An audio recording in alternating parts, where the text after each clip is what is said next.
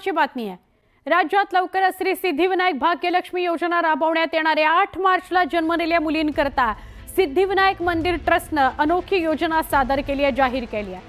राज्य सरकारच्या मान्यतेकरता ट्रस्टकडून प्रस्ताव सादर करण्यात आला आहे। 8 मार्चला जन्मलेल्या मुलींच्या नावाने 10,000 रुपयांची एफडी केली जाणार आहे। लेख वाचवा लेख शिकवा मोहिमेला प्रोत्साहन देण्याकरता ट्रस्टने हा मोठा निर्णय घेतला आहे।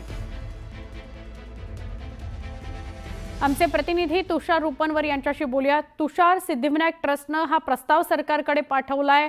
8 मार्चला जी मुलगी जन्माला येईल तिच्या नावाने 10,000ची एफडी, काय सांगाल? नक्कीच सुवर्णा, सिद्धिविनायक ट्रस्टने खूप महत्त्वपूर्ण असा निर्णय घेतलेला आहे।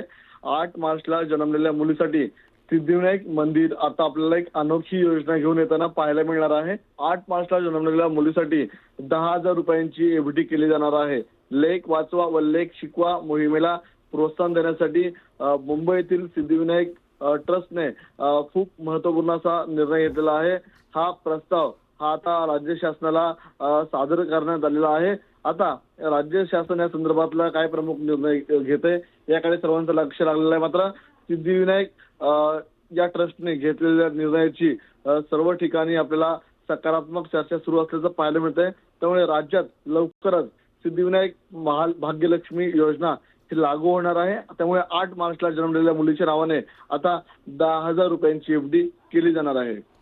सिद्धिविनायक ट्रस्टची 8 मार्चला जन्मलेल्या मुलीच्या नावाने एक योजना समोर येते। काय होतं या योजनेसंदर्भात राज्य सरकारचा निर्णय काय पुढे तो बघणं महत्त्वाचं। तुषार, धन्यवाद माहिती दिल्याबद्दल।